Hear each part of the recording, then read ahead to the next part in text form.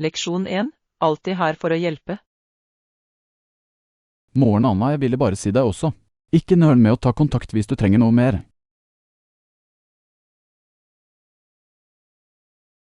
Hei John, det er veldig snill av deg. Jeg setter pris på det.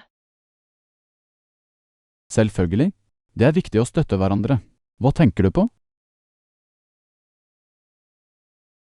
Jeg tenkte på noen ressurser for språklæring. Flott idé. Det er mange nettkurs og apper tilgjengelig. Jeg har hørt om noen gode. Har du noen favoritter? Jeg liker Duolingo og Babel, de gjør læring morsom og interaktiv. De høres nyttige ut. Jeg skal definitivt sjekke dem ut. Gi meg beskjed hvis du trenger flere anbefalinger eller tips. Leksjon 2. Mobilbetalingsrevolusjon. Hei Anna, har du prøvd å bruke populære mobilbetalingsapper som Apple Pay og Google Pay? Hei John, ja. De gjør transaksjoner så mye enklere og raskere. Jeg er enig. Det er så praktisk å bare trykke på telefonen i stedet for å bære kontanter. Høyre. I tillegg tilbyr de ofte belønninger for å bruke dem, noe som er en fin fordel. Nøyaktig. Har du noen gang møtt noen problemer mens du brukte den? Noen ganger, ja. Noen ganger gjenkjenner ikke appen betalingsmåten. Det kan være frustrerende.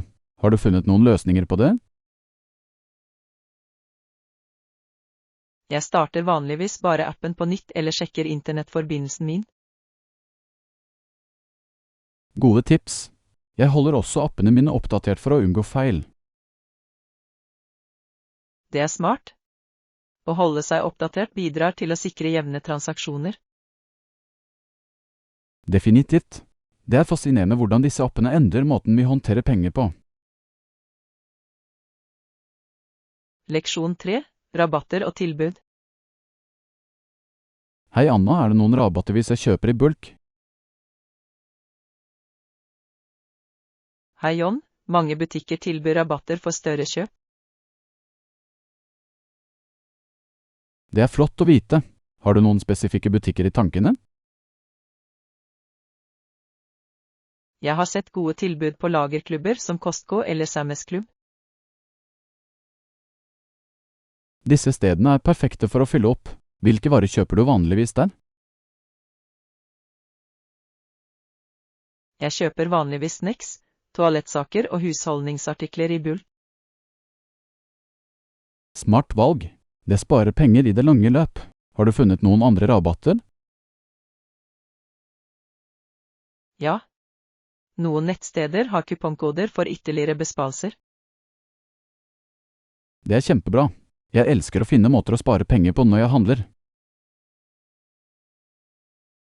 Leksjon 4. Underverker du må besøke. Hei Anna, har du noen gang vært i Machu Picchu, de gamle ruinene?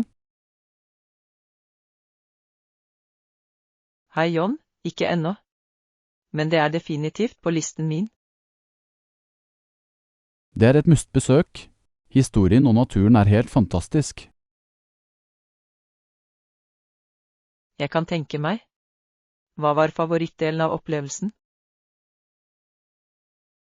Turen til Sumgata var utrolig, utsikten var fantastisk. Wow. Jeg vil gjerne se den utsikten. Tok du mange bilder? Ja, tann. Arkitekturen og landskapet er så fotogent. Jeg vedder. Det er alltid hyggelig å fange minner på reiser. Absolutt. Jeg synes alle reisende bør oppleve Machu Picchu minst en gang.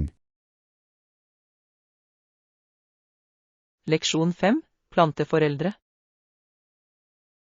Hei Anna, det er et godt valg. Har du kjøpt noen planter ennå? Hei John, ikke ennå. Jeg undersøker fortsatt hvilke planter jeg skal få. Det er smart. Hva slags planter vurderer du? Jeg tenker på sukkulenter eller kanskje noen urter til matlaging. Begge er gode alternativer. Sukkulenter har lite vedlikehold. Nøyaktig. Og urter ville være så ferske til rettene mine. Har du sett på hvordan du kan ta vare på dem? Ja. Jeg fant noen gode ressurser på nettet om deres behov. Det er fantastisk. Det høres ut som du er på rett vei til å bli en planteforelder. Leksjon 6. Skobutikkoppdagelser. Hei Anna, har du prøvd den nye skobutikken i sentrum? Hei John, nei, det har jeg ikke. Er det verdt å sjekke ut? Absolutt. De har et stort utvalg og noen trendy stiler. Det høres lovende ut. Hvilke merker har de? De har populære merker som Nike, Adidas og noen lokale designere også. Hyggelig. Jeg elsker å støtte lokale bedrifter. Fant du noe du likte? Ja, jeg prøvde et par sporty joggesko. De var superkomfortable. Komfort er nøkkelen. Har de forskjellige størrelser? Ja, det gjør de. Jeg la merke til at de også passer til forskjellige fotformer. Leksjon 7. Mystiske bilder. Hei Anna, jeg har fortsatte bilder fra forrige tur, selv om jeg ikke er sikker på hva det er et bilde av. Hei John, virkelig? Hvordan ser det ut? Det er litt uskarpt, men jeg tror det er tatt i nærheten av den fossen. Ja, jeg husker det stedet. Vi tok så mange bilder der. Nøyaktig. Men denne ser ut til å ha noe interessant i bakgrunnen. Kanskje det er en skjult fjellformasjon eller et glimt av dyrelivet? Det kan være det. Jeg elsker hvordan bilder kan vekke minner og nysgjerrighet. Ja. Det er morsomt å se tilbake og prøve å sette sammen historien bak dem. Definitivt. Jeg bør prøve å forbedre bildet og se om jeg kan gjøre det klarere. Leksjon 8. Akvatiske eventyr. Hei Anna, jeg besøkte et akvarium nylig, og det var en seksjon for fisk. Hei John, det høres gøy ut. Hva hadde de der? De hadde fisk i store tanker og små også, alle vakkert visst. Wow. Har du sett noen unike arter? Ja, de hadde maneter som glødde i mørket. Det var fascinerende. Det høres utrolig ut. Jeg elsker hvordan akvariet lærer oss om livet i havet. Nøyaktig. De hadde også interaktive utstillinger hvor du kunne ta på noen skapninger. Det er en fin måte å engasjere besøkende på. Prøvde du det? Det gjorde jeg. Det var spennende å ta på en sjøstjerne og lære om den. Leksjon 9. Kulturarv. Hei Anna, visste du at visse tradisjoner er veldig vanlige på Prinke Edvard Island? Hei John, virkelig? Hva slags tradisjoner snakker vi om? Mange av menneskene der er av skotsk avstamning, noe som påvirker kulturen deres. Det er fascinerende. Har de unike festivaler eller feiringer? Ja, de feirer festivaler som fremhever skotsk musikk og dans. Det vil jeg gjerne oppleve. Musikk bringer virkelig folk sammen. Det gjør det. De har også tradisjonell mat som gjenspeiler deres arv. Det høres deilig ut. Jeg liker å prøve forskjellige retter når jeg reiser. Jeg også. Det er en fantastisk måte å få kontakt med et steds kultur. Leksjon 10. Samfunnets mysterier. Hei Anna, jeg har alltid tenkt at samfunnet er en veldig mystisk skapning.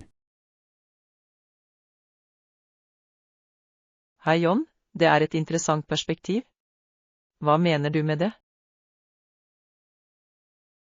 Vel, det ser ut til å utvikle seg konstant, og det er vanskelig å forutsi oppførselen. Absolutt. Folks handlinger kan være overraskende og uforutsigbare. Nøyaktig. Jeg har alltid motsatt meg ideen om at vi kan forstå det fullt ut. Det er sant. Det er så mange faktorer som påvirker samfunnet hver dag. Ja, det er fascinerende å studere sosial dynamikk og kulturelle endringer. Jeg er enig. Det hjelper oss å forstå oss selv bedre i samfunnet. Definitivt. Å engasjere seg i diskusjoner om samfunnet kan føre til ny innsikt. Leksjon 11. Opptakskrav til universitetet. Hei Anna, visste du at for å få adgang til universitetet må du vanligvis oppgradere fra ungdomsskolen med B-gjennomsnitt? Hei John, ja. Det ser ut til å være et vanlig krav. Hvorfor tror du de setter den standarden? Det er med på å sikre at studentene er forberedt på de faglige utfordringene fremover. Det gir mening. Synes du det er rettferdig å ha et så spesifikt krav? Jeg tror det er viktig, men det bør også tas hensyn til andre faktorer som fritidsaktiviteter.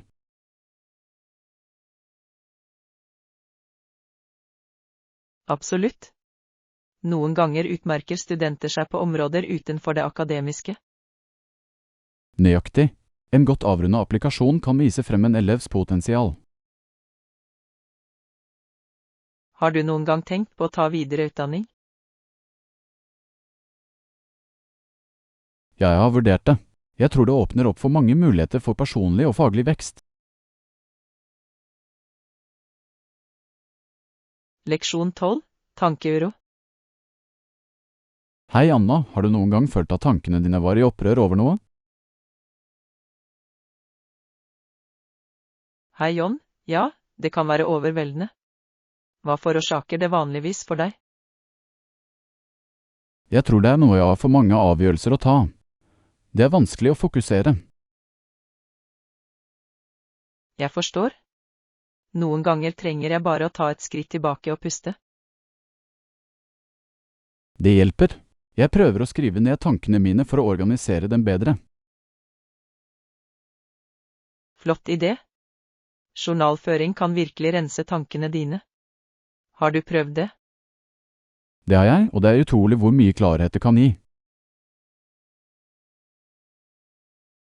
Jeg burde begynne. Synes du det hjelper med kreativiteten din også? Definitivt. Når tankene mine er klare, kan jeg lett komme på nye ideer. Det er inspirerende. Kanskje jeg begynner å skrive journal nå? Det burde du. Det kan føre til noen interessante oppdagelser om deg selv. Leksjon 13. Reisevalg. God morgen, Anna. Hvis du kunne reise hvor som helst, hvor ville du dratt? Hei John, jeg vil gjerne besøke Japan. Kulturen virker fascinerende. Det høres utrolig ut, men ville det ikke vært mer budsjettvennlig å gå et sted nærmere? Du har rett. Noen ganger kan lokale turer være like hyggelige. Nøyaktig. Jeg har utforsket nærliggende byer i det siste. Hva med deg? Jeg har tenkt på å besøke nasjonalparken i nærheten. Det er vakkert. Flott valg. Naturen kan være så forfriskende. Liker du fotturer? Ja. Det er en fantastisk måte å få kontakt med naturen på. Hva med deg? Jeg liker det også. Utsikten fra toppen er alltid verdt innsatsen. Det er det virkelig. Dessuten er det en god treningsøkt. Har du en favorittløype? Jeg elsker den som fører til fossen. Det er fantastisk. Leksjon 14. Leilighetssjakt. Hei Anna, har du noen gang tenkt på hvordan din ideelle leilighet ville være? Hei John, definitivt. Jeg skulle ønske meg en romslig toroms leilighet med et fint kjøkken. Det høres perfekt ut. Et stort kjøkken er avgjørende for matlaring og underholdning. Nøyaktig. I tillegg ville det være flott å ha et rom for gjester eller et kontor. Høyre. Foretrekker du en moderne stil eller noe mer tradisjonelt til leiligheten? Jeg tror jeg ville helle meg mot moderne med mye naturlig lys. Hva med deg? Jeg liker også moderne, spesielt åpne rom som føles luftige. Ja. Å legge til noen planter kan virkelig lyse opp stedet. God idé. Har du begynt å lete etter leiligheter ennå? Jeg har surfet på noen på nettet, men jeg har ikke besøkt noen personlig. Besøk er nøkkelen. Du kan få en ekte følelse av plassen. Ekte? Jeg burde planlegge noen turer denne helgen. Vil du være med? Jeg vil gjerne. Det er alltid morsommere å utforske sammen. Leksjon 15. Mindfulness er viktig. God morgen, Anna. Jeg har tenkt på måter å håndtere stress på i det siste. Hei John, jeg forstår det godt. Jeg liker også å meditere og praktisere mindfulness for å redusere stress. Det er en flott tilnærming. Hvor ofte mediterer du? Jeg prøver å meditere hver dag, selv om det bare er i 10 minutter. Hva med deg? Jeg er ikke konsekvent ennå, men jeg vil begynne. Har du noen tips til nye begynnere? Definitivt. Start med korte økter og fokuser på pusten. Det høres overkommelig ut. Bruker du noen apper for guidet meditasjon? Ja. Det er noen fantastiske apper som tilbyr forskjellige typer meditasjon. Jeg skal sjekke dem ut. Har du merket noen endringer siden du startet? Sikkert. Jeg føler meg roligere og mer fokusert utover dagen. Det er inspirerende. Det vil jeg gjerne oppleve. Kanskje jeg prøver det i dag? Leksjon 16. Home Sweet Home. Hei Anna, jeg gleder meg veldig til å dekorere det nye hjemmet vårt. Hei John, jeg også. Hvor skal vi begynne med dekorasjonen? Jeg synes vi bør begynne med stua. Det er hjertet i hjemmet. Flott idé. Hvilket tema har du i tankene for stuen? Jeg tenker på et koselig, varmt tema med duse farger og mange puter. Det høres innbydende ut. Jeg elsker å legge til personlige detaljer som bilder og kunst. Ja, vi kunne lage en gallerivegg med favorittbildene våre. Jeg elsker den ideen. Hva med planter for å legge til litt grønt? Absolutt. Planter kan virkelig live opp et rom. Har du noen favoritter? Jeg digger sukkulenter. De har lite vedlikehold og ser søte ut. Flott valg. La oss lage en liste over alt vi trenger for å komme i gang. Leksjon 17. Før i Friends. Hei Anna, visste du at det er noen herreløse katter som henger rundt hos naboen min? Hei John, virkelig? Hva gjør naboen din med dem? Han lar dem bli fordi de holder musene unna. Det er ganske smart. Det er en vinn-vinn-situasjon. Synes du kattene er vennlige? Noen er det, men andre er litt sjenerte. De er mer som voktere av gården. Det er interessant. Jeg har hørt at katter kan være gode for skadedyrkontroll. Absolutt. I tillegg legger de litt sjarm til nabolaget. Definitivt. Tror du naboen din måtter dem? Jeg mistenker at han gjør det, spesielt i kaldt vær. Det er litt søtt. Det er det. Herreløse dyr kan virkelig få et sted til å føles levende. Ekte. Jeg syns det viser vennlighet å la dem bli. Liker du katter? Jeg elsker dem. De er så uavhengige, men likevel kjærlige. Nøyaktig. Jeg liker å se dem leke i hagen. Leksjon 18, skisstjeneste. God morgen, Anna. Har du noen gang tatt en skytteltjeneste til flyplassen? Hei John, ja, det har jeg. Det er vanligvis praktisk. Planlegger du en tur? Men jeg lurer på, er det noen begrensninger på antall passasjerer skyttelbussen kan ta? Godt spørsmål.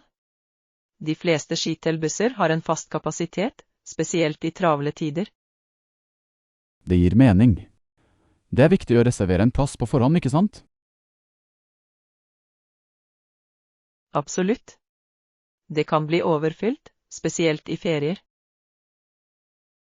Hvor tidlig tror du vi bør ankomme før skyttelbussen vår går? Jeg vil anbefale minst 15–30 minutter for tidlig, bare for sikkerhets skyld. Det er en god idé. Foretrekker du skytteltjenester fremfor drosje? Ja, vanligvis. De er ofte mer økonomiske, spesielt for grupper. Jeg er enig.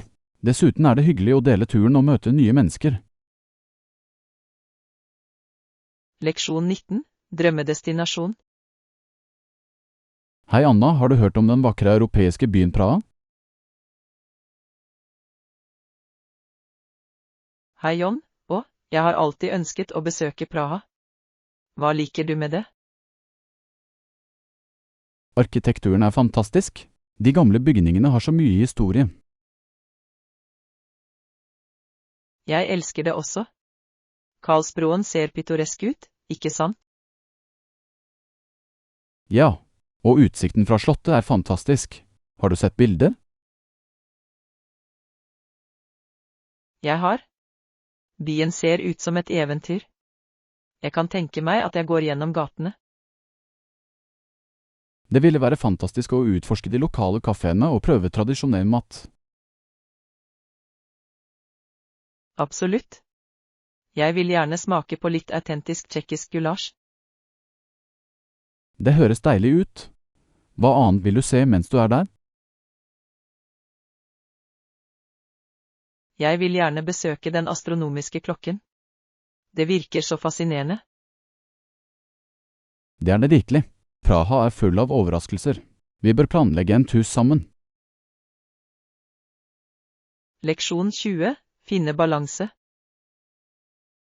Hei Anna, hvordan klarer du å sette av tid til hobbyer eller sosialt samvær? Hei John, det kan være utfordrende. Jeg prøver å planlegge uken på forhånd. Det er smart. Jeg har prøvd å planlegge ukentlige hangouts med venner. Det høres gøy ut. Hvilke aktiviteter har du i tankene? Jeg tenkte på spillkvelder og kanskje noen utendørsaktiviteter også. Utendørsaktiviteter høres forfriskende ut. Har du en favorittsport? Jeg liker å gå tur. Det er en fin måte å slappe av og få kontakt med naturen.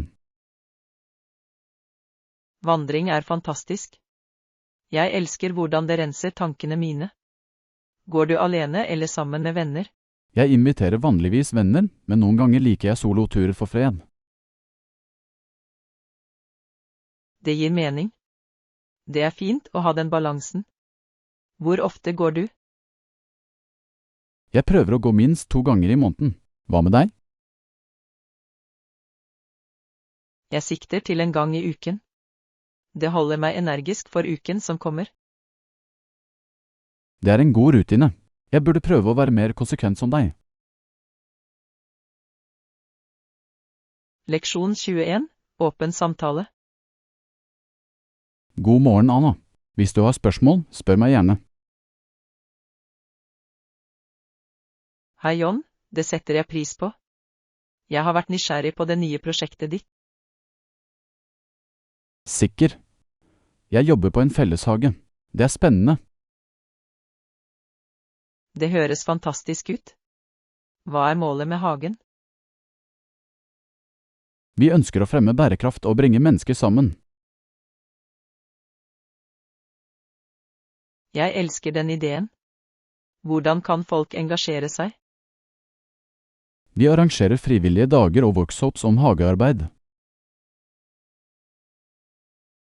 Det er en fin måte å utdanne andre på. Jeg vil gjerne hjelpe. Kjempebra. Jeg gir deg beskjed om datoene når vi har fullført dem. Perfekt. Jeg ser frem til det. Hagearbeid kan være så givende. Absolutt. Det er en fin måte å nyte naturen og møte nye mennesker. Leksjon 22. Sunne vaner. Hei Anna, jeg har prøvd å trene regelmessig. Hva med deg? Hei John, så godt å høre. Jeg har også fokusert på kondisjonen min i det siste. Hva slags øvelser liker du? Jeg elsker jogging og yoga. De holder meg både i form og avslappet. Det er utmerkede valg. Jeg har prøvd å blande inn styrketrening også. Det er viktig. Det hjelper med å bygge muskler og øke stoffskiftet. Ja, har du merket noen endringer siden du startet rutinen? Definitivt. Jeg føler meg mer energisk og humøret mitt har blitt bedre. Det er inspirerende. Jeg kunne brukt litt motivasjon. Noen tips? Å sette seg små mål kan hjelpe. Feir hver prestasjon, uansett hvor liten. Godt råd. Jeg skal begynne å sette meg noen oppnåelige mål for meg selv. Leksjon 23. Jobbsøknader. Hei Anna, jeg har oppdatert CV-en min i det siste. Har du noen tips? Hei John. Ja, sørg for å skreddersy din CV og følebrev til hver jobbsøknad. Det er et godt poeng. Hvordan tilpasser du vanligvis din? Jeg fokuserer på de spesifikke ferdighetene og erfaringene som samsvarer med stillingsbeskrivelsen. Smart. Tror du det er nyttig å inkludere søkeord fra stillingsannonsen? Absolutt. Det viser arbeidsgiveren at du forstår deres behov. Jeg har også hørt at formatering er viktig. Har du en foretrukket stil? Jeg liker en ren, profesjonell layout som er lett å lese. Punktlister fungerer bra. Flott idé. Hvor lang bør CV-en min være? Ideelt sett 1 side for mindre opplevelse, men 2 sider er greit hvis du har mer å vise frem. Det gir mening. Bør jeg inkludere referanser på CV-en min? Det er best å oppgi referanser tilgjengelig på forespørsel, i stedet for å oppgi dem direkte. Skjønner det. Takk for veiledningen, Anna. Jeg føler meg mer selvsikker nå. Leksjon 24. Globale problemer. God morgen, Anna. Visste du at i enkelte deler av verden kan folk bli arrestert og fengslet i lange perioder uten noen kriminelle anklager?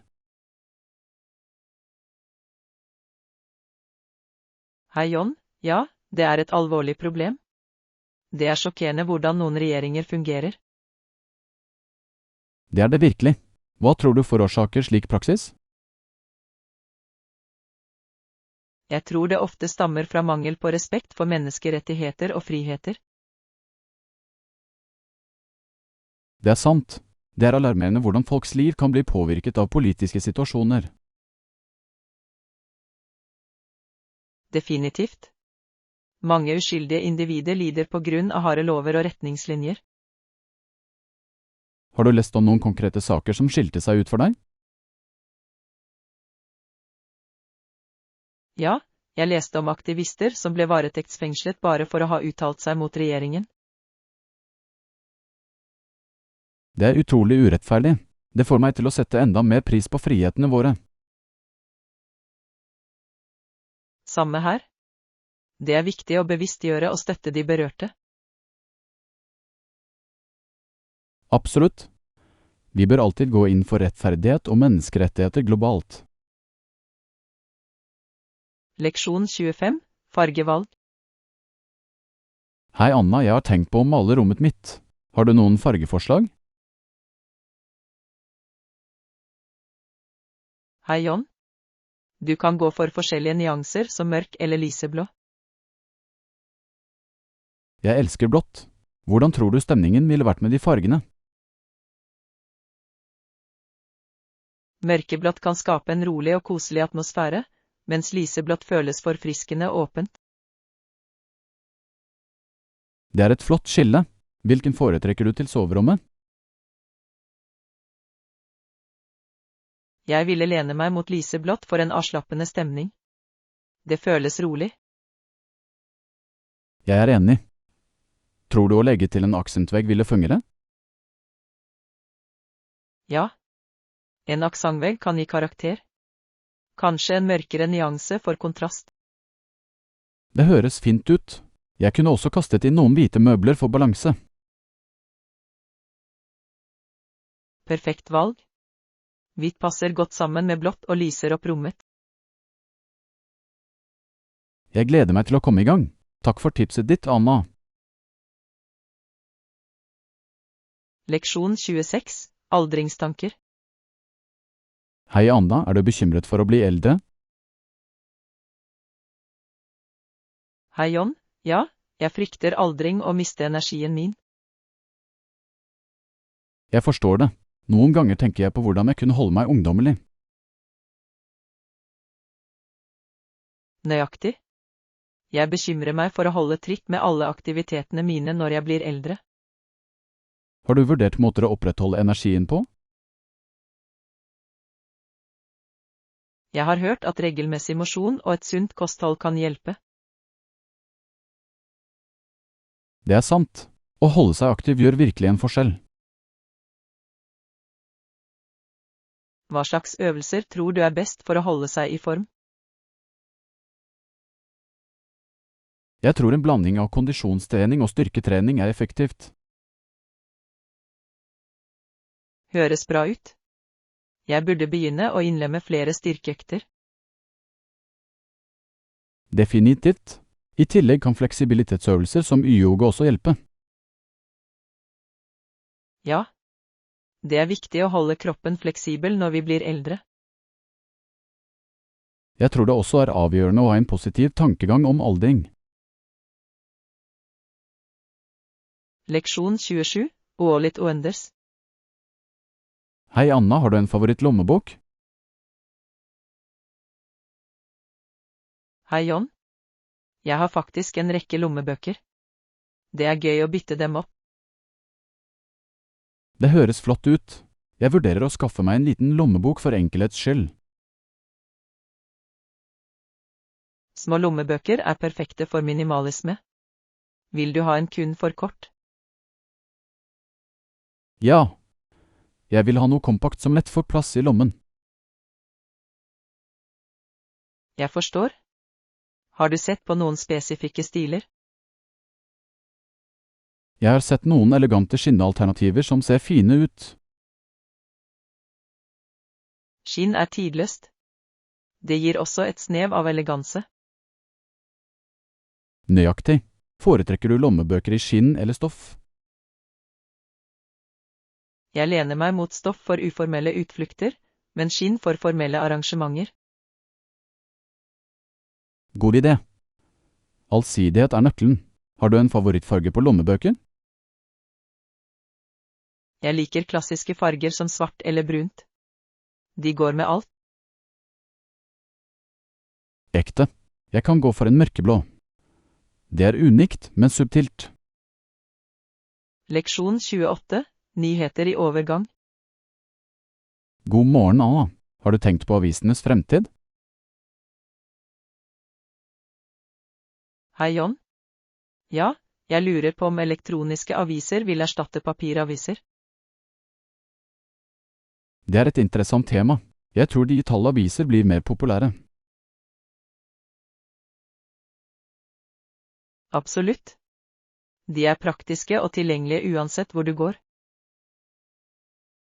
Ekte. I tillegg kan de oppdateres umiddelbart, noe som er en stor fordel. Nøyaktig. Men tror du folk vil savne følelsen av papir? Jeg tror noen vil. Det er noe spesielt med å holde en fysisk avis.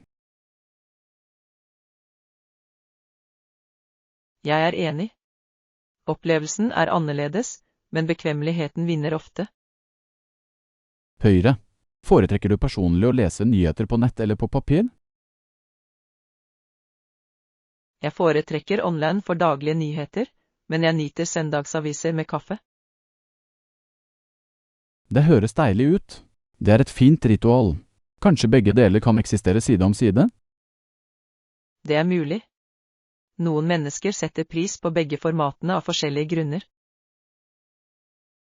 Det blir spennende å se hvordan det utvikler seg gjennom årene. Leksjon 29. Stueoppsett. Hei Anna, jeg tenkte på å omorganisere hjørnet av stuen.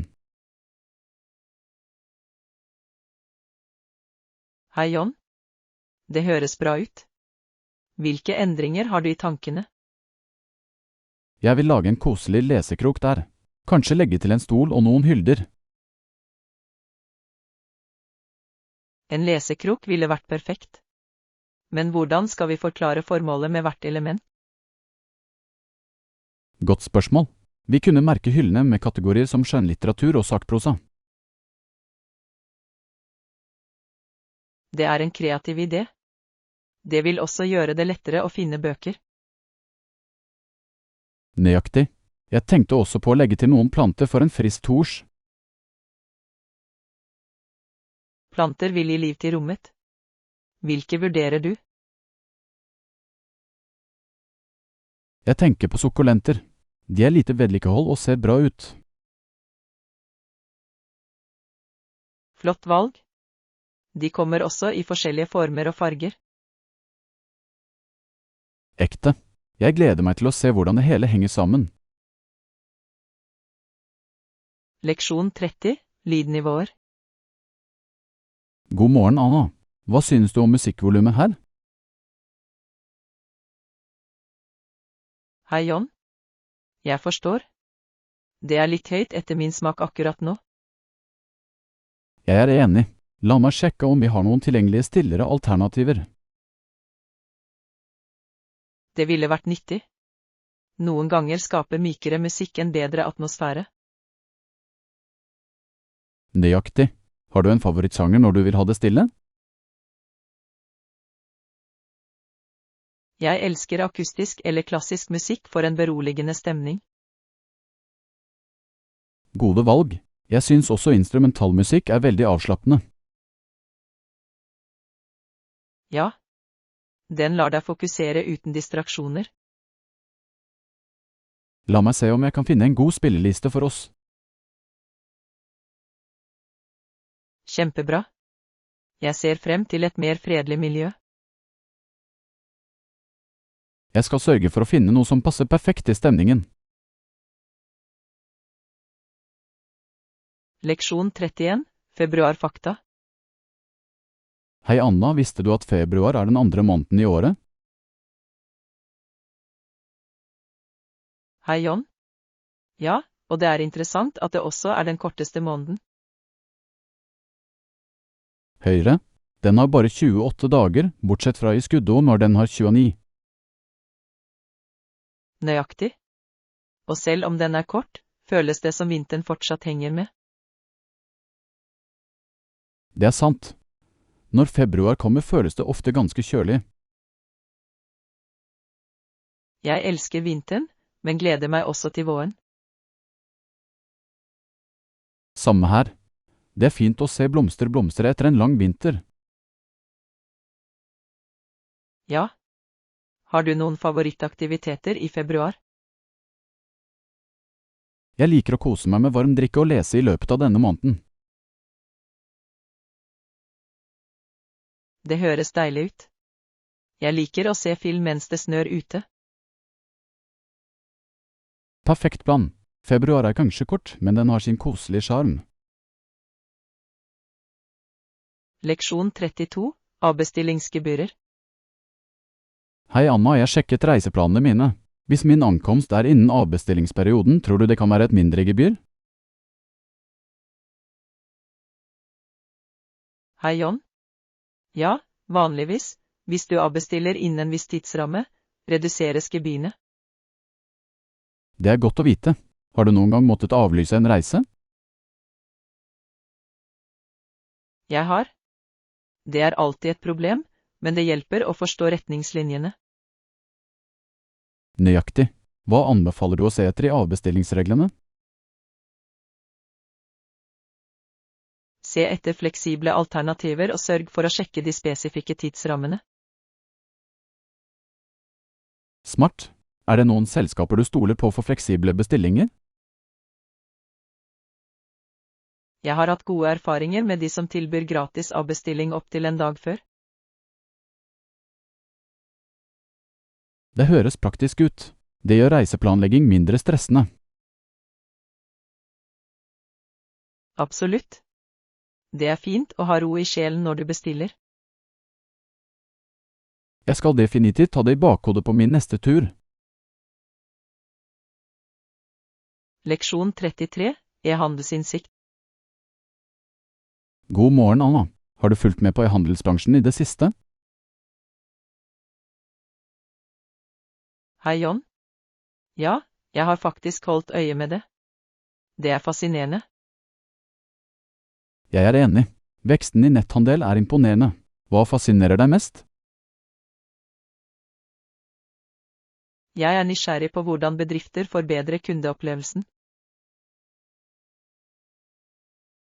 Det er et flott poeng. Personlige handleopplevelser gjør en stor forskjell. Nøyaktig. Jeg elsker når nettsteder anbefaler produkter basert på mine tidligere kjøp. Samme her. Det føles som om de virkelig forstår mine preferanser. Og bekvemmeligheten av å handle hjemmefra er uslåelig. Absolutt. Tror du fysiske butikker vil overleve denne trenden? Jeg tror de vil, men de må tilpasse seg og tilby unike opplevelser. Det gir mening. Det blir interessant å se hvordan bransjen utvikler seg videre. Leksjon 34. Utforske ideer. Hei Anna, jeg hørte at du har noen spennende ideer i det siste. Hei John. Ja, det har jeg. Hva spesifikt vil du utforske? Jeg er nysgjerrig på de nye bærekraftige praksisene du nevnte. Flott valg. Jeg er veldig interessert i hvordan bedrifter kan redusere avfall. Det er et viktig tema. Har du sett noen selskaper gjøre det bra? Ja. Noen merker bruker resirkulerte materialer til produktene sine. Imponerende. Bærekraft blir definitivt en prioritet for mange. Absolutt. Forbrukerne er mer bevisste på sine valg nå. Tror du denne trenden vil fortsette å vokse? Jeg tror det. Folk verdsetter i økende grad miljøvennlige alternativer. Jeg håper det. Det er spennende å tenke på de positive endringene fremover. Leksjon 35, Teamsuksess. Hei Anna, jeg føler meg optimistisk angående prosjektet vårt. Vi er enige om at vi kan nå våre mål sammen. Hei John. Jeg deler din tillit. Jeg tror vi har en sterk plan på plass. Absolutt.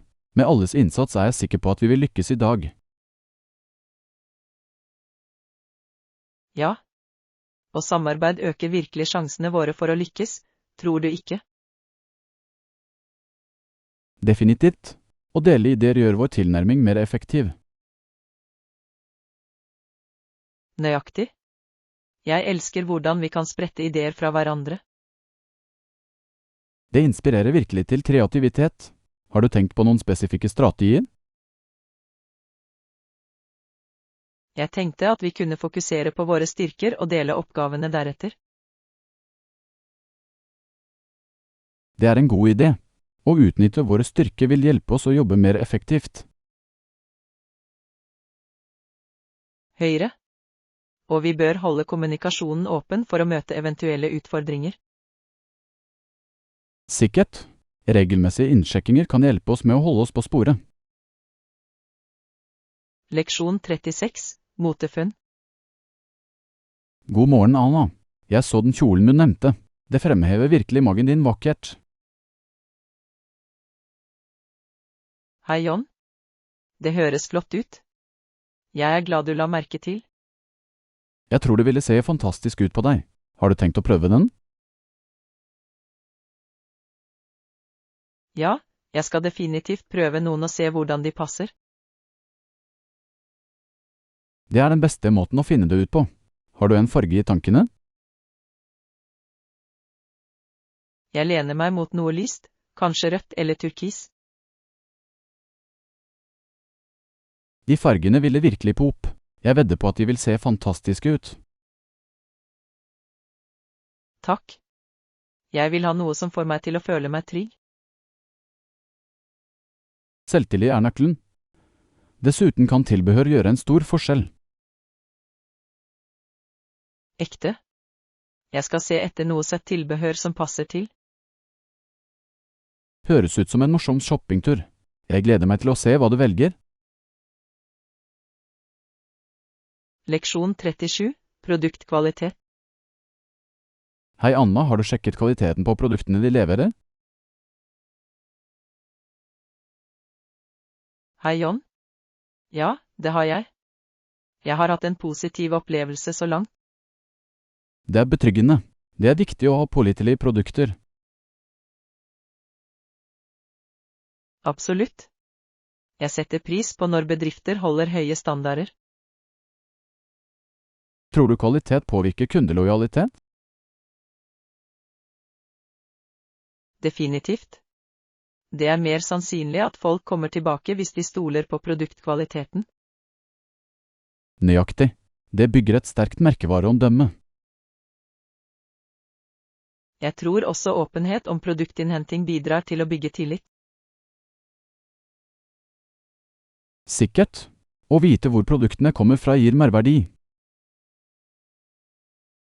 Jeg er glad for at vi begge verdsetter kvalitet i våre kjøp.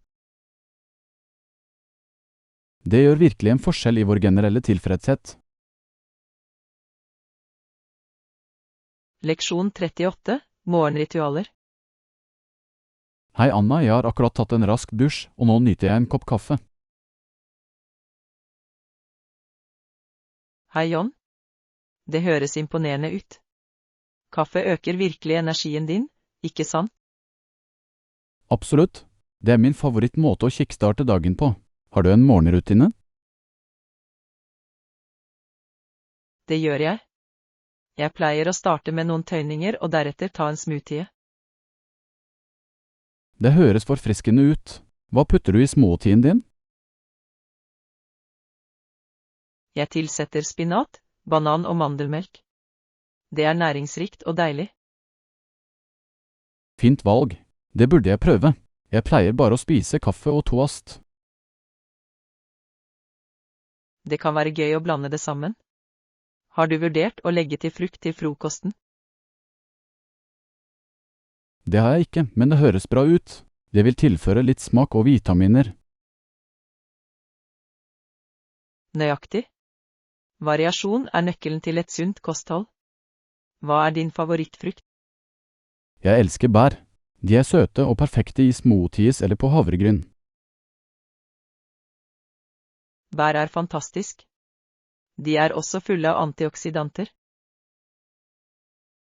Jeg føler meg inspirert til å prøve en ny frokost i morgen. Leksjon 39, sushi-eventyr. Hei Anna, jeg har tenkt på å lage sushi hjemme. Hei John. Det høres ut som et morsomt eventyr. Tror du det blir vanskelig å lage sushirulle? Jeg er ikke sikker. Jeg har sett noen opplæringsprogrammer, men det ser litt vanskelig ut. Det kan være utfordrende, men øvelse gjør mester. Hvilken type sushi vil du prøve? Jeg tenkte å begynne med enkle agurkruller. Det er en god idé. Agurkruller er forfriskende og enkle å lage. Nøyaktig. Jeg vil få taket på å rulle før jeg prøver mer komplekse fyllinger. Smart tilnærming. Har du samlet alle ingrediensene ennå? Ikke ennå. Jeg trenger å få sushi, ris, nori og noen ferske grønnsaker. Ikke glem soyasausen for dipping. Det tilfører en fin smak. Godt poeng. Jeg er spent på å komme i gang med denne sushi-reisen. Leksjon 40, plantebaserte valg. Hei Anna, jeg har utforsket alternativer dedikert til veganske og plantebaserte produkter. Hei John. Det er perfekt. Jeg elsker når merker fokuserer på bærekraft og helse. Jeg også. Jeg tror det er bra for miljøet og helsen vår. Nøyaktig. Jeg har prøvd å inkludere flere plantebaserte måltider i kostholdet mitt. Det høres interessant ut. Hvilke retter har du prøvd i det siste? Jeg lagde en deilig kikkertkarri og litt grønnsaksrøre. Nam. De høres næringsrike og mettende ut. Har du en favoritt plantebasert oppskrift? Jeg liker veldig godt å lage linsetaco. De er smakfulle og enkle å tilberede. Linsetaco. Jeg har ikke prøvd det ennå. Jeg vil elske oppskriften. Jeg sender den til deg. Det er en publikumsbehager, selv for ikke-veganere. Jeg kan ikke vente med å prøve det. Å utforske plantebaserte måltider er så spennende. Leksjon 41, festplaner. Hei Anna, jeg planlegger en liten fest hos meg denne helgen. Hei John. Det høres spennende ut. Hvor mange personer inviterer du? Jeg tenker på 8 venner. Jeg vil at det skal være koselig og morsomt. Perfekt nummer. Har du noen spesielle temaer eller aktiviteter planlagt? Jeg vurderte en spillekveld. Det kan være kjempegøy med de riktige spillene. Det er en god idé. Hvilke spill har du i tankene? Jeg tenkte på brettspill og kanskje noen kortspill også. Fine valg. Brettspill kan virkelig bringe alle sammen. Nøyaktig. I tillegg skal jeg tilberede litt snacks og drinker for å holde energien oppe. Høres ut som en plan. Trenger du hjelp med forberedelsene? Jeg kunne brukt en hånd med snacks. Vil du ta med noe? Sikker. Jeg kan lage deilig dipp og ta med chips. Kjempebra. Det blir garantert en hit. Jeg kan ikke vente til det skal skje. Leksjon 42, lokal sightseeing. God morgen, Anna. Jeg ser etter anbefalinger for sightseeing i dette området. Hei, John. Sikker? Har du besøkt det lokale museet ennå? Ikke ennå. Hva er spesielt med det? Den viser byens historie sammen med noen fantastiske kunstutstillinger. Det høres fascinerende ut. Noen andre steder du vil foreslå? Definitivt. Den botaniske hagen er vakker og perfekt for en spasertur. Jeg elsker hager. De må være nydelige på denne tiden av året. Det er de. Du kan nyte blomstene og den fredelige atmosfæren. Høres ut som en fin måte å slappe av på. Hva med lokale attraksjoner?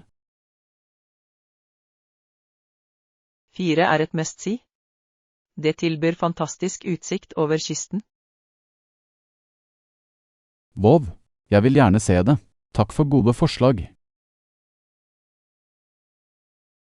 Leksjon 43, Island Delights. Hei Anna, har du hørt om øya som er kjent for hummermat? Hei, John. Ja, det har jeg. Den er kjent for sin deilige sjømat. Jeg har blitt fortalt at hummeren er en kulinarisk opplevelse. Absolutt. Turister kan også besøke mange pittoreske små fiskelandsbyer. Disse landsbyene må ha sjarmerende atmosfærer. Har du besøkt noen? Jeg dro i fjor sommer. Naturen var fantastisk, og maten var spektakulær. Høres fantastisk ut. Det vil jeg gjerne oppleve. Noen anbefalinger til restauranter? Det er et nydelig sted rett ved sjøen som serverer nyfanget hummer. Perfekt. Jeg skal sørge for å sjekke det ut når jeg besøker. Du vil ikke angre. Det er en av de uforglemmelige opplevelsene. Jeg kan ikke vente med å prøve det. Takk for tipsene. Leksjon 44, kommentarer og bekymringer. Hei Anna, jeg la igjen en kommentar til den artikkelen vi diskuterte. Det kan bli mye bedre. Hei, John. Jeg så det. Hva syntes du manglet? Jeg var ikke sikker på om han siktet til lesesalen eller verden generelt. Det er et godt poeng. Klarhet er viktig skriftlig. Ga han noen eksempler? Han nevnte noen punkter, men de føltes vage. Flere detaljer ville ha hjulpet. Nøyaktig. Folk setter pris på spesifikk informasjon. Det gjør en sterkere innvirkning. Høyre, hva tror du han kan gjøre for å forbedre skrivestilen sin? Kanskje han kunne bruke et mer engasjerende språk og stille spørsmål for å vekke ettertanke. Flott idé. Spørsmål kan virkelig trekke lesere inn. Det får dem til å tenke. Ja. I tillegg kan et personlig preg gjøre innholdet relatert. Jeg er enig. Å legge til personlige erfaringer kan forbedre forbindelsen med publikum. Leksjon 45, riktig etikette. God morgen, Anna. Jeg har tenkt på riktig etikette når jeg prøver å få noens oppmerksomhet. Hei, John. Det er et viktig tema. Hva har du i tankene? Jeg tror at hvis du trenger å avbryte noen, bør du si unnskyld meg først. Absolutt. Det er høflig å vise respekt for den andre personens samtale. Nøyaktig. Har du noen gang vært i en situasjon der noen avbrøt deg? Ja, det kan føles ganske frekt hvis de ikke anerkjenner deg først. Høyre. Det handler om å være hensynsfull. Tror du også kroppsspråk betyr noe? Definitivt. Ikke-verbale signaler kan formidle mye, som en mild bølge eller øyekontakt. Godt poeng. Det kan gjøre samspillet jevnere og mer vennlig. Jeg er enig. God kommunikasjon er nøkkelen til å forstå hverandre bedre. Sikkert. Jeg skal ha det i bakhodet i sosiale situasjoner. Leksjon 46, vandringseventyr. Hei Anna, jeg har tenkt på å gå tur snart. Hei John. Fotturer høres også gøy ut. Hvilke fjell vurderer du? Jeg tenkte på Blue Ridge Mountains. De har vakre stier. Å, jeg elsker de. Utsikten er fantastisk, spesielt om høsten. Nøyaktig. Har du en favorittløype der? Ja, delen Appalachian Trail er fantastisk. Det er utfordrende, men givende. Det høres perfekt ut. Jeg liker en god utfordring. Hvor lang er den stien? Det er omtrent 10 miles, men du kan også velge kortere seksjoner. Jeg kan begynne med en kortere for å få en følelse av den. Smart valg. Sørg for å pakke rikelig med vann og snacks. Jeg vil. Jeg gleder meg til å gå ut på stiene og nyte naturen. Leksjon 47, solenergiløsninger. Hei Anna, jeg har tenkt på å bytte til solenergi for hjemmet mitt. Hei John. Det er en god idé. Solenergi er ren og bærekraftig. Nøyaktig. Jeg elsker at det reduserer karbonavtrykket mitt. Har du vurdert det? Jeg har. Det er en smart investering, spesielt med økende strømkostnader. Ekte. I tillegg er det ofte statlige insentiver for å bruke fornybar energi. Ja, det kan virkelig bidra til å kompensere for startkostnadene. Har du undersøkt noen selskaper? Jeg så på noen få lokale selskaper med gode anmeldelser. Jeg vil være sikker på at jeg velger med omhu. Det er lurt. Det er viktig å finne pålitelige leverandører. Har du tenkt på installasjonsmuligheter? Jeg vurderer et leiealternativ for å kutte ned på forhåndsutgifter. Det høres praktisk ut. Leasing kan være en fin måte å lette inn i solenergi. Jeg er enig. Jeg er spent på å gjøre denne endringen for en mer bærekraftig fremtid. Leksjon 48, fremtidige ambisjoner. God morgen, Anna. Jeg har reflektert over fremtiden min i det siste. Hei John. Noen fremtidsplaner i tankene? Ja, jeg har vurdert å starte min egen bedrift. Det høres spennende ut. Hva slags virksomhet tenker du på? Jeg ønsker å åpne en kafé som fokuserer på sunne og økologiske alternativer. Det er en fantastisk idé. Sunne kaféer blir stadig mer populære. Nøyaktig. Jeg tror det er etterspørsel etter fersk, næringsrik mat i vårt område. Har du tenkt på plasseringen ennå? Jeg ser på et sted i nærheten av parken. Det vil tiltrekke seg mye fottrafikk. Det er et godt valg. Folk elsker å spise i nærheten av parker. Hva er tidslinjen din? Jeg håper å lansere i løpet av neste år hvis alt går på skinner. Leksjon 49, rettidig svar. Hei Anna, jeg fikk tilbud om ny jobb, men de ba om svar innen en uke. Hei John. Det er spennende. Har du tatt en avgjørelse ennå? Ikke ennå. Jeg veier fordeler og ulemper med stillingen. Det er smart. Hva er hovedfaktorene du vurderer? Lønnen er god, men jeg tenker også på balansen mellom jobb og privatliv.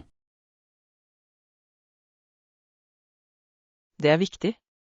En god balanse kan gjøre en stor forskjell i din lykke. Jeg er enig. Jeg vil også sørge for at bedriftskulturen passer for meg. Definitivt. Et positivt miljø er nøkkelen til arbeidsglede. Jeg planlegger å nå ut til nåværende ansatte for deres innsikt. Det er en god idé. Og for førstehåndskontor kan hjelpe deg å ta et bedre valg. Jeg håper å sluttføre avgjørelsen min snart, tiden tikker. Leksjon 50, planteeventyr. Hei Anna, visste du at noen insekter spiser bladene fra morens planter? Hei John. Virkelig? Det høres plagsomt ut. Hva slags insekter? Mest larver og bilder. De kan lage litt rot. Jeg kan tenke meg. Gjør moren din noe for å beskytte plantene sine? Ja, hun bruker naturlige midler som neemolje for å holde dem unna. Det er smart. Det er flott å bruke naturlige metoder i stedet for sterke kjemikalier. Nøyaktig. Hun dyrker også grønnsaker i hagen sin. Det er så givende. Hva slags grønnsaker dyrker hun? Hun har tomater, paprika og til og med noen urter som basilikum. Friske urter er best. De gir så mye smak til retter. Sikkert. I tillegg er det fint å ha hjemmedyrkede grønnsaker til matlaging. Jeg elsker det. Hagearbeid har så mange fordeler, ikke sant? Absolutt. Det er sunt, bærekraftig og en flott hobby. Leksjon 51, historiske perspektiver. God morgen, Anna. Jeg leste om hvordan domfelte ble behandlet tidligere. Hei John. Det høres spennende ut. Hva fant du ut? Siden de dømte teknisk sett var under en dødsdom, var det liten bekymring for å gjøre dem komfortable.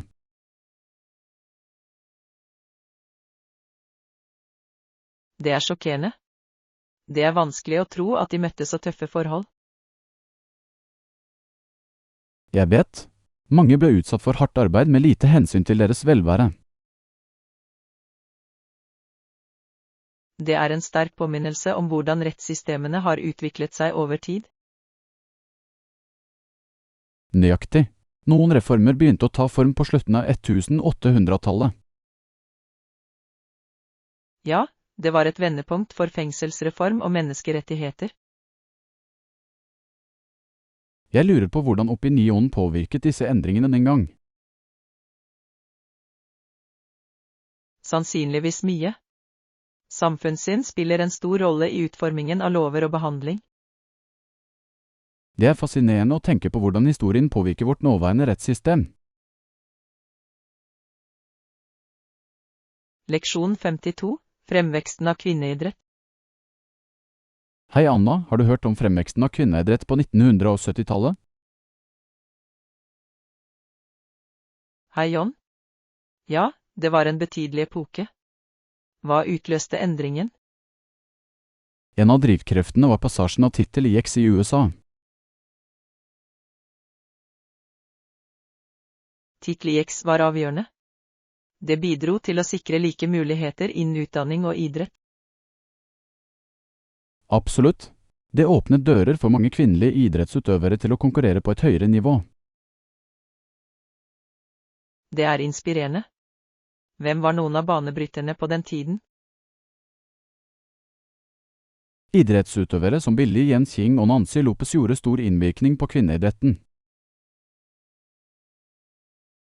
Det gjorde de virkelig. Deres prestasjoner banet vei for fremtidige generasjoner. Nøyaktig. Momentumet som ble oppnådd på 70-tallet fortsetter å påvirke kvinneidretten i dag.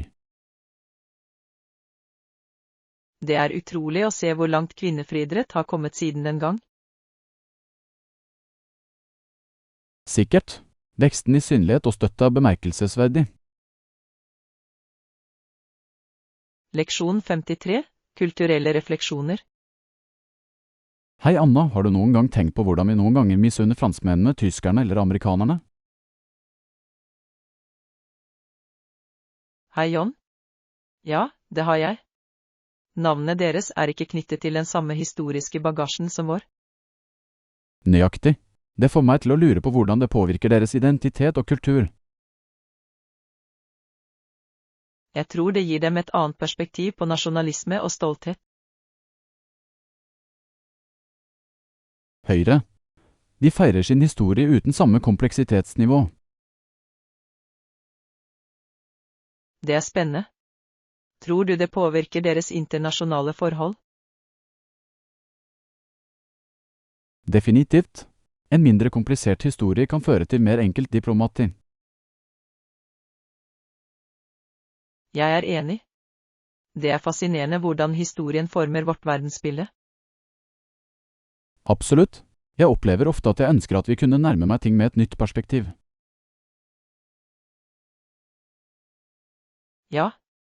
Alt handler om å lære av fortiden mens du går fremover, er det ikke? Sikkert. Det er en delikat balanse mellom å hedre historien og å omfavne fremtiden. Leksjon 54. Treningsreise. God morgen, Anna. Jeg har tenkt på hvor viktig det er å ha en balansert treningsrutine. Hei John. Det er sant. En god rutine bør være rundt 1,5 time, ikke sant? Jeg har inkludert oppvarming og nedkjøling. Det hjelper virkelig med å forhindre skader. Absolutt. Hvilke typer øvelser inkluderer du i rutinen din?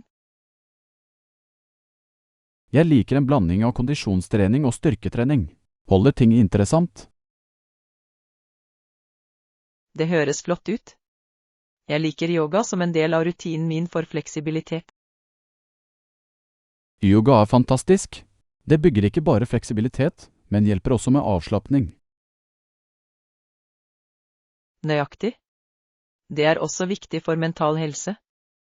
Har du prøvd det? Jeg har. Jeg synes det er forfriskende etter en lang dag. Det er det virkelig. Å balansere ulike typer øvelser er nøkkelen til generell kondisjon. Jeg kunne ikke vært mer enig. Det holder deg motivert og engasjert i treningsreisen din. Leksjon 55. Ny begynnelse. Hei Anna, jeg er veldig spent på de kommende endringene i livet mitt. Hei John. Det er kjempebra. Hva skjer? Ting blir så annerledes. Jeg begynner i ny jobb og flytter til en ny by. Wow. Det høres ut som et stort eventyr. Er du nervøs? Litt, men jeg er spent fordi jeg kommer til å møte så mange nye mennesker. Det er den beste delen. Å knytte nye forbindelser kan føre til fantastiske opplevelser. Jeg er enig. Jeg gleder meg til å utforske nye steder og kulturer. Det er en flott mulighet til å vokse og lære. Har du lagt noen planer ennå? Ja, jeg vil bli med i lokale grupper og delta på arrangementer for å møte folk. Det er et smart trekk. Det vil hjelpe deg å finne deg til rette og få venner raskt. Absolutt. Å omfavne endring er nøkkelen til et tilfredsstillende liv, tror du ikke? Leksjon 56. Shoppingstrategier. Hei Anna, jeg pleier å foretrekke å shoppe om kvelden. Hva med deg? Hei John. Jeg liker å shoppe om morgenen når det er mindre folksomt. Det er perfekt. Selv synes jeg kveldene er mer avslappende. Noen tips for en smidig handleopplevelse? Definitivt. Det hjelper å lage en liste før du går. På den måten vil du ikke glemme noe. Flott i det. Jeg glemmer ofte hovedelementene mine uten en liste. Prøv også å handle på hverdager hvis du kan. Butikkene er vanligvis mindre travle. Det liker jeg. Det gjør hele opplevelsen morsommere. I tillegg kan du ta deg tid til å se på alt uten å føle deg forhastet. Nøyaktig. Og det er da du finner de skjulte perlene i butikkene. Ja. Det er også hyggelig å snakke med personalet når det er roligere. De kan gi nyttige råd. Det skal jeg huske på. Shopping skal være morsomt og ikke noe problem. Leksjon 57, Plant Shopping Adventure. God morgen, Anna. La oss gå til plantebutikken i dag. Hei, John. Ja da, jeg trenger noen innendørs planter til leiligheten min. Det høres flott ut. Innendørs planter kan virkelig lyse opp et rom. Det gjør de. I tillegg hjelper de med å rense luften. Har du noen i tankene? Jeg vurderer å skaffe meg en slangeplante. De er lite vedlikehold og stilige. Godt valg. Jeg kan få en fredslilje. De blomstrer vakkert og er enkle å ta vare på. Jeg elsker fredslier. De signaliserer også når de trenger vann. Det er praktisk.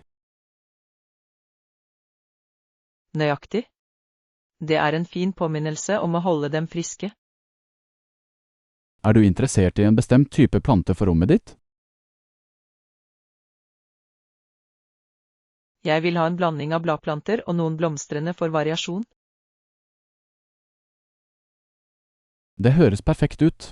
La oss finne de beste i butikken i dag. Leksjon 58, Advoka for endring. Hei Anna, har du tenkt på den menneskelige tragedien forårsaket av visse våpen? Hei, John. Ja, det er hjerteskjærende. Hva tenker du på? Dette er grunnen til at jeg ønsket å bagatellisere min rolle i arbeidet for et verdensomspennende forbud mot disse våpnene. Det er beundringsverdig. Å redusere skade bør være en prioritet for alle. Nøyaktig. Det er avgjørende å øke bevisstheten om virkningen disse våpnene har på uskyldige liv. Jeg er enig. Utdanning spiller en stor rolle i arbeidet for endring. Ja, å engasjere seg i diskusjoner og dele informasjon kan bidra til å skifte perspektiver. Sikkert. Det er viktig å forene stemmer for å presse på for politikk som beskytter liv. Hver liten handling teller, og sammen kan vi gjøre en forskjell. Absolutt.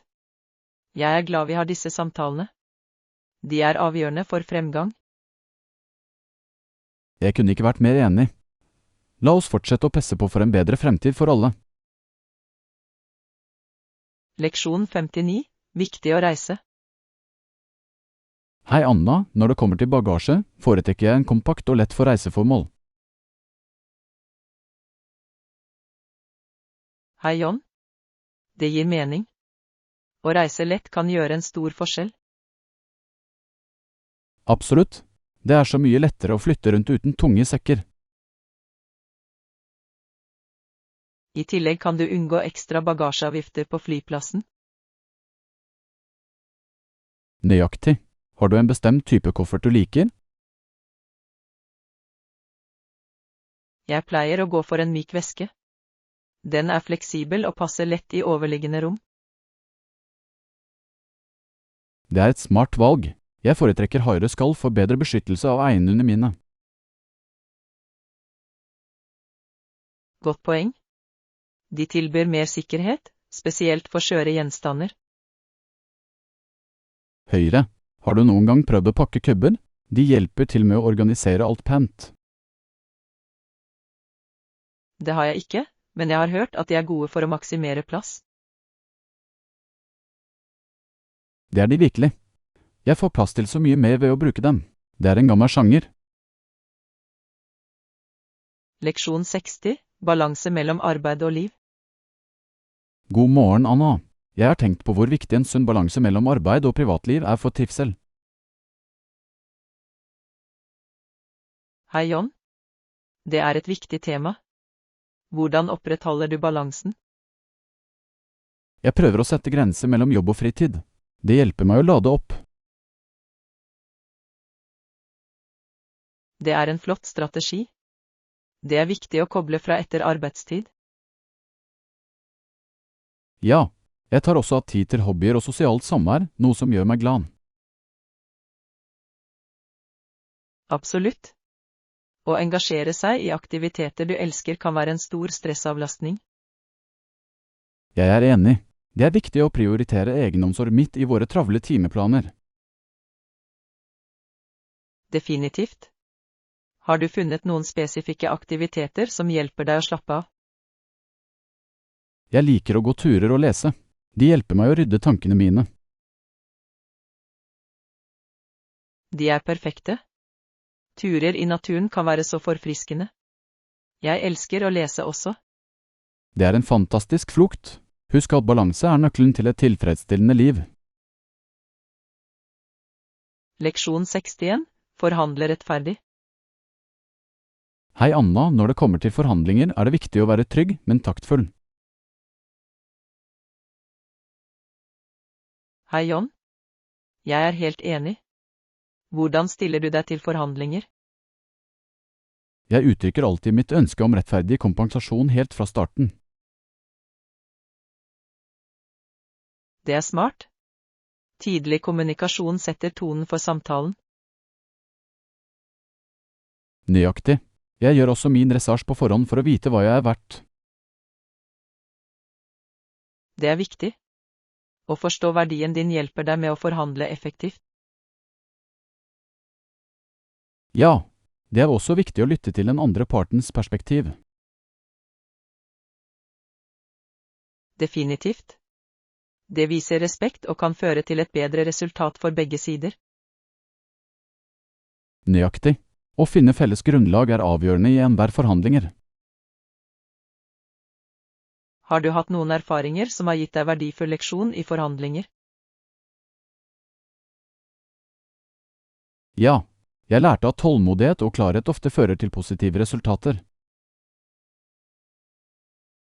Leksjon 62, sirkusmoro. Hei Anna, så du den sirkusforestillingen forrige uke? Hei, John. Ja, det gjorde jeg. Hundene var kledd i morsomme klær, ikke sant? Nøyaktig. Det var morsomt. Jeg elsker hvordan de gjorde triks på kommando. De var så søte. Og apene som kjørte på dem bidro til moroa. Jeg vet. Det var så underholdende å se. Hadde du en favorittakt? Definitivt de sjonglerende klovnene. De var så dyktige og fikk alle til å le. Jeg elsket dem også. Energien deres var smittsom. Hele atmosfæren var fantastisk. Sikkert. Det er utrolig hvor mye glede et sirkus kan gi folk. Det er det virkelig. Jeg skulle ønske vi kunne se flere slike forestillinger. Avtalt.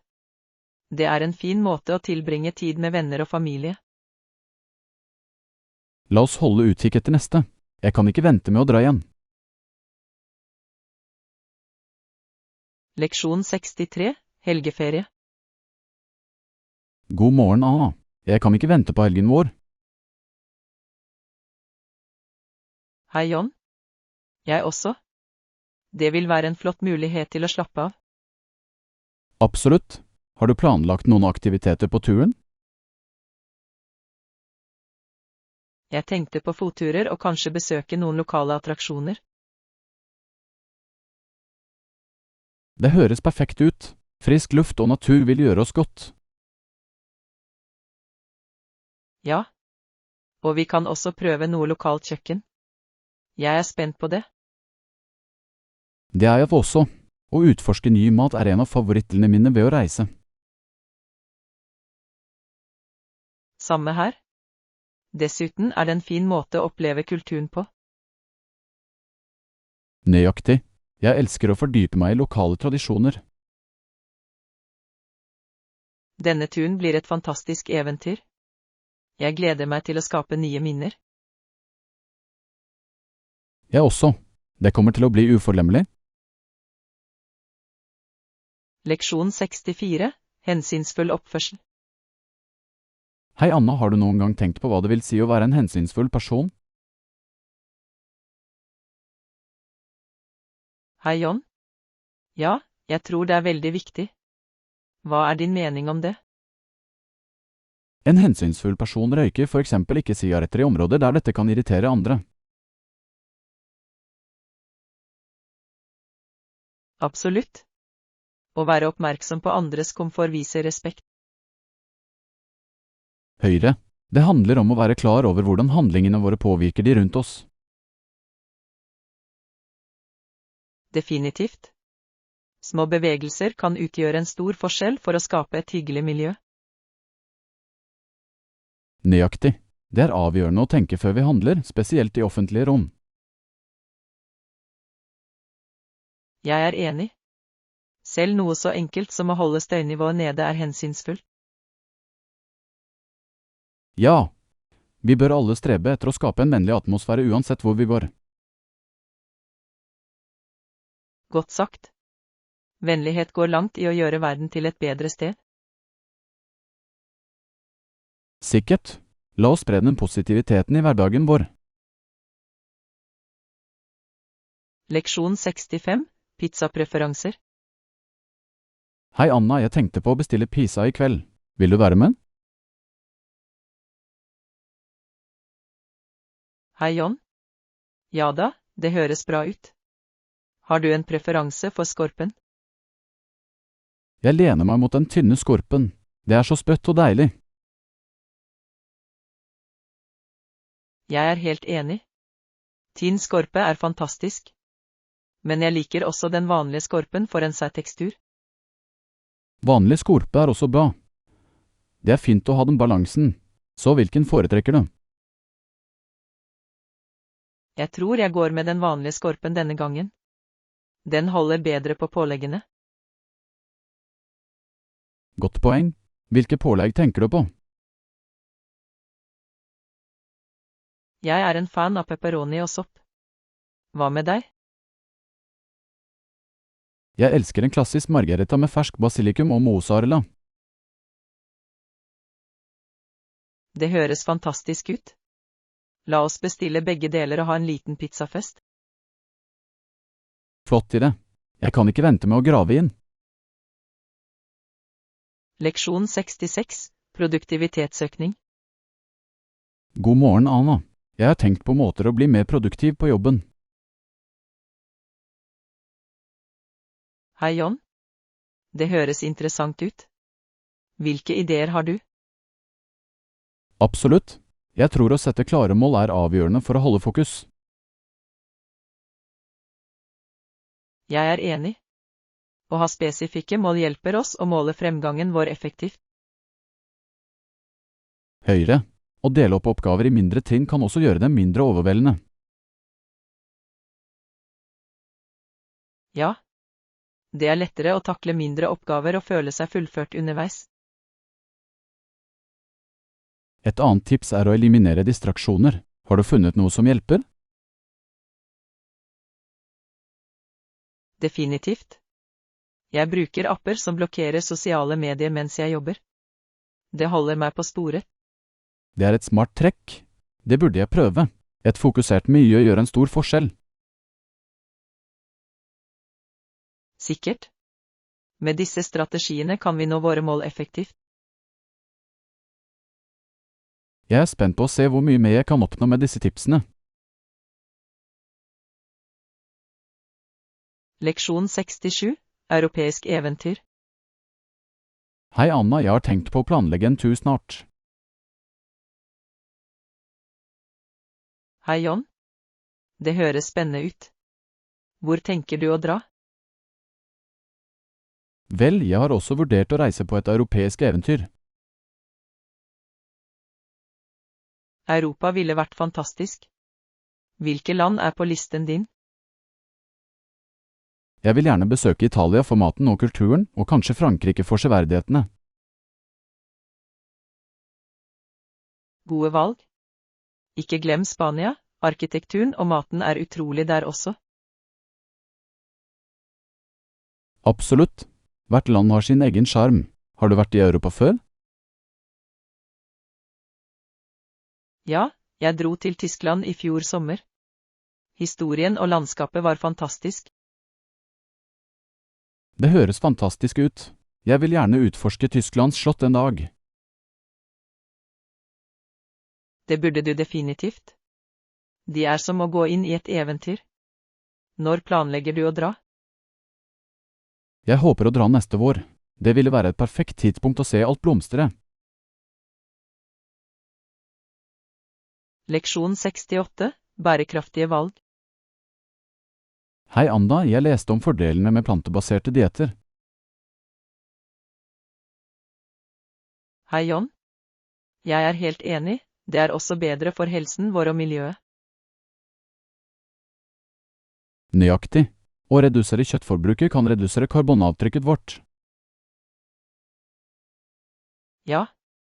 I tillegg oppmuntrer det oss til å prøve nye oppskrifter med grønnsaker og korn. Jeg elsker å eksperimentere med forskjellige ingredienser. Har du prøvd noen nye oppskrifter i det siste? Jeg laget en deilig quinoa-salat med ristede grønnsaker forrige uke. Det høres fantastisk ut. Jeg har tenkt å prøve quinoa. Hvordan var det? Det var fantastisk. Smakene kombinert veldig bra, og det er så næringsrikt. Det burde jeg definitivt prøve. Å spise mer grønt er et flott mål. Absolutt. La oss planlegge og dele noen oppskrifter. Det kan bli gøy. Jeg er med. Sunn matlaging kan være et flott eventyr sammen. Leksjon 69, moro og minner. God morgen, Anna. Jeg er så spent på turen vår denne helgen. Hei John. Jeg også. Vi kommer til å ha det så gøy og ta mange bilder. Definitivt. Å fange minner er en av de beste delene av å reise. Jeg er enig. I tillegg kan vi dele disse øyeblikkene med vennene våre senere. Nøyaktig. Har du en plan for hvilke severdigheter vi bør se? Jeg tror det ville vært fantastisk å besøke det lokale markedet. Det er så mange livlige farger. Flott i det. Og vi kan prøve litt gatemat også. Ja. Jeg elsker å prøve lokal mat. Det er en så deilig opplevelse. La oss sørge for å pakke kameraene våre. Vi vil ikke gå glipp av noen øyeblikk. Leksjon 70, lage mat sammen. Hei Anna, jeg tenkte på å arrangere en matkveld denne helgen. Hei John. Det høres ut som en god idé. Det er en morsom og velsmakende måte å tilbringe tid sammen på. Nøyaktig. Vi kan prøve å lage noen nye retter. Hva synes du? Jeg ville elske det. Kanskje vi kan lage hjemmelage pizza? Det er perfekt. Vi kan tilpasse dem med våre favorittpålegg. Ja. Jeg tar med ferske grønnsaker, og du kan ta med osten, takk. Avtale. Det blir morsomt å lage våre egne unike pizzaer. Absolutt. I tillegg kan vi nyte dem mens vi ser på en film etterpå. Det er en flott plan. Jeg gleder meg til å smake på kreasjonene våre. Leksjon 71, lokale utfordringer. God morgen, Anna. Jeg leste en interessant artikkel om arealbrukskonflikter nylig. Hei John. Virkelig? Hva sto det? Den nevnte motstand fra mektige lokale grunneiere. Disse mennene, kalt baronene, kan motstå endringer. Det er spennende. Det er ofte tøft når økonomiske interesser kolliderer med samfunnets behov. Nøyaktig. Det er en kompleks sak som påvirker mange menneskers liv. Ja. Å finne en balanse mellom utvikling og bevaring er avgjørende. Jeg er enig. Samfunn bør ha en stemme i beslutninger som påvirker deres land. Absolutt. Det er avgjørende for bærekraftig vekst og lokal velvære. Jeg er glad vi diskuterer disse temaene, de er viktige for fremtiden vår. Leksjon 72, frokostprater. Hei Anna, spiste du frokost i dag? Hei John. Ja, jeg hadde toast og kaffe. Det var en fin start på morgenen min. Det høres koselig ut. Jeg hadde havregrøt med frukt. Det er mitt favorittsunne alternativ. Havregrøt er kjempegodt. Jeg elsker å tilsette bær til mine for litt sødme. Nøyaktig. Bærene gjør den mer deilig og næringsrik. Pleier du å spise frokost? Jeg prøver å. Det holder energien min oppe hele morgenen. Hva med deg? Samme her.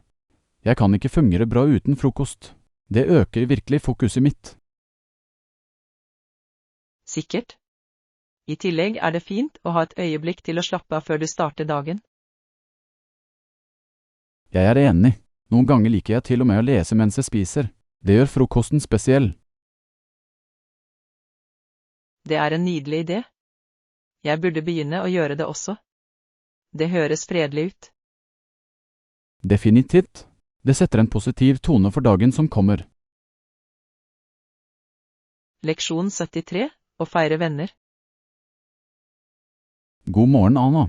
Jeg mimret om bryllup vi nylig har deltatt på. Hei John. Å, virkelig?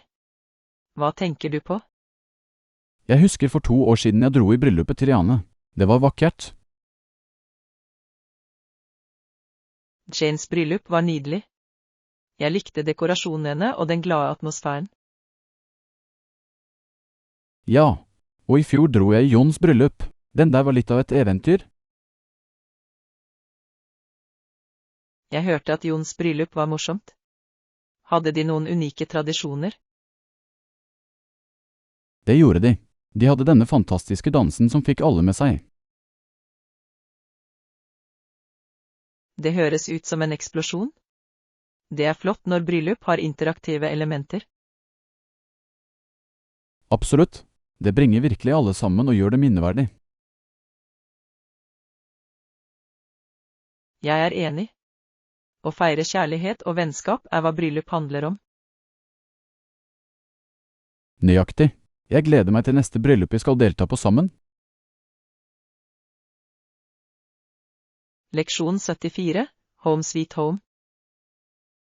Hei Anna, har du begynt å pynte huset ditt til høytiden? Hei John. Ja, vi pynter innvendig og utvendig. Det er en så gledelig tid på året. Det høres deilig ut. Hva pleier du å sette opp ute? På utsiden av huset setter vi opp fargerike lys og en festlig krans på døren. Det er vakkert. Jeg elsker å se hus opplyst i løpet av ferien. Jeg også. Inne henger vi pynt på treet og setter opp girlandere. Høres ut som en koselig atmosfære. Har du en favorittpynt? Ja. Jeg har en liten snømann som jeg lager på skolen. Det er spesielt for meg. Det er fantastisk. Håndlagde dekorasjoner har alltid en spesiell sjarm. Absolutt. De forteller en historie og bringer frem minner hvert år. Jeg gleder meg til å se hvordan dekorasjonene dine blir. Leksjon 75, Bill Trouble Chronicles. God morgen, Anna. Jeg hørte at du hadde noen bilproblemer nylig. Hei, John. Ja, det var litt av et eventyr. Nå har jeg noen historier å dele. Du har i det minste dine egne bilproblemer å dele nå. Hva skjedde? Vel, bilen min ville ikke starte en morgen, og jeg satt fast i oppkjørselen. Å nei, det høres frustrerende ut. Klarte du å fikse det? Heldigvis hjalp en nabo med å starte batteriet. Det var en lettelse. Det er flott. Det er fint å ha hjelpsomme naboer. Andre bilulykker? Ja. Jeg fikk også et flatt dekk forrige måned. Jeg måtte ringe etter bergingsbil. Wow, det er en tøff måned for bilen din. Jeg håper ting er bedre nå. Det er de. Jeg er bare ekstra forsiktig med vedlikehold nå. Smart trekk. Å holde bilen i god stand kan spare deg for mye trøbbel. Leksjon 76. Miljøvennlige valg. Hei Anna, jeg har tenkt på hvordan vi kan bli mer miljøvennlige. Hei, John. Ja, det er et flott tema. Hva har du i tankene? Jeg leste at å gå eller sykle i stedet for å kjøre korte avstander også kan utgjøre en stor forskjell. Absolutt. Det reduserer forurensning og er bra for helsen vår. Nøyaktig. Dessuten hjelper det oss å sette mer pris på omgivelsene våre. Jeg elsker det. Jeg går ofte til butikken i stedet for å kjøre bil når været er fint. Det er en god vane. Sykler du også? Noen ganger. Sykling er gøy og en fantastisk treningsøkt. Det er det virkelig. Vi burde planlegge en sykkeldag en gang. Leksjon 77. Gaveideer. Hei Anna, jeg har tenkt på å få en gave til broren min sin bursdag. Hei, John. Det høres spennende ut. Hva har du i tankene? Jeg tenkte at en fin klokke ville være en god idé. Hva synes du? En klokke er en fantastisk gave. Det er både praktisk og stilig. Nøyaktig. I tillegg kunne han bruke den til både jobb og uformelle utflukter. Foretrekker han en bestemt stil? Liker du sporty eller klassisk? Han lener seg vanligvis til klassiske stiler, men elsker litt sportslighet også. Hva med en klokke som kombinerer begge deler? På den måten passer den til enhver anledning. Det er et flott forslag. Jeg vil se etter noe allsidig. Perfekt. Du kan også vurdere favorittfargene hans for å gjøre det mer personlig. Ja, personlige berøringer gjør alltid gaver spesielle. Takk for ideene. Leksjon 78. TV-tid. God morgen, Anna. Jeg har sett på noen forskjellige programmer samtidig i det siste. Hei, John. Det høres gøy ut. Hvilke show sjonglerer du? Jeg ser på et drama, en komedie og en naturdokumentar sammen. Wow, det er litt av en blanding. Synes du det er vanskelig å holde styr på tomtene? Noen ganger, men det holder ting interessant. Min mor lar meg imidlertid ikke se for mye. Jeg forstår. Balanse er viktig. Hvordan bestemmer hun hvor mye som er for mye? Vanligvis vil hun bare at jeg skal fokusere på skolearbeidet mitt først. Det gir mening. Har du funnet noen favoritter blant showene? Ja, komedien er min favoritt, det får meg alltid til å le. Latter er det beste. Kanskje du kan anbefale det til meg når du er ferdig? Definitivt. Jeg vil gjerne dele den med deg. Leksjon 79. Vårens vidundere.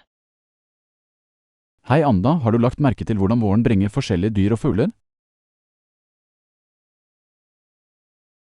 Hei John. Ja, jeg elsker hvor levende alt blir om våren. Det er fascinerende. Jeg leste at dyr og fugler skiller seg fra andre deler av USA. Det er sant. For eksempel har Texas den pansrede insektetten, som er ganske unik.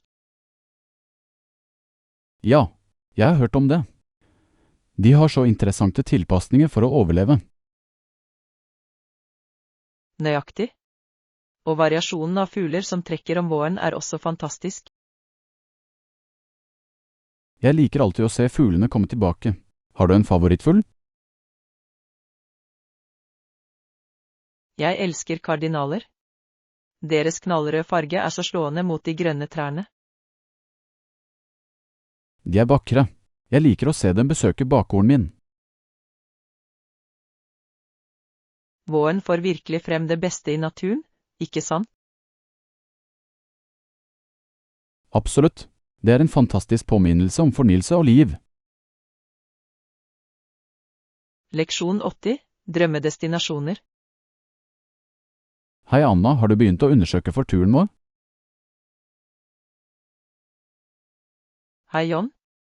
Ja, jeg har sett på noen fantastiske steder. Thor, jeg kan ikke vente på dette eventyret. Det blir uforglemmelig. Absolutt. Har du en drømmedestinasjon i tankene? Jeg tenkte på å utforske strendene i Thailand. Hva synes du? Det høres utrolig ut. Strendene der er fantastiske og så avslappende. Ja. I tillegg har jeg hørt at maten er deilig. Har du sett på noen aktiviteter? Jeg fant noen snorklesteder som ser fantastiske ut. Å svømme med fisk ville vært gøy. Tell meg, menn. Vi bør også utforske noen lokale markeder for suvenirer. Definitivt. Det er en fin måte å oppleve kulturen på. Jeg kan allerede forestille meg at vi soler oss og nyter den lokale maten. Leksjon 81. Byforurensning. God morgen, Anna. Jeg leste om forurensning i amerikanske byer. Hei John. Ja, det er et betydelig problem. Hva fant du ut? Det er hovedsakelig forårsaket av motorkjøretøyer. Eksosen fra biler bidrar sterkt. Det er sant. Det påvirker luftkvaliteten og kan skade helsen vår. Nøyaktig. Noen byer prøver å fremme kollektivtransport for å redusere dette. Det er et smart trekk. Sykling og turgåing bør også oppmuntres. Ja, det er bedre for miljøet vårt og bidrar også til å redusere trafikkbelastningen. Jeg er enig. Dessuten er turgåing og sykling bra for helsen vår. Definitivt. Vi bør ta til orde for flere grønne områder også i byene. Leksjon 82. Navigere i byen.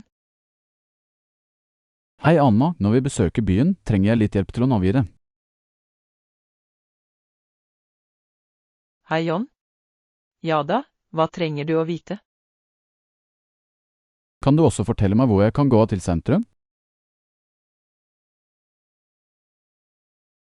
Selvfølgelig. Hvis du tar T-banen, bør du gå på Main Street Station. Thor, er det lett å finne derfra? Ja, bare følg skiltene, så ser du hovedattraksjonene i nærheten. Perfekt. Jeg elsker hvordan offentlig transport gjør det så praktisk å utforske. Nøyaktig. Dessuten er det en fin måte å se mer av byen på. Jeg kan ikke vente med å utforske. Har du noen steder du må se i tankene? Absolutt. Vi bør sjekke ut Kunstmuseet og den lokale parken. Høres ut som en plan. Jeg er spent på byeventyret vårt.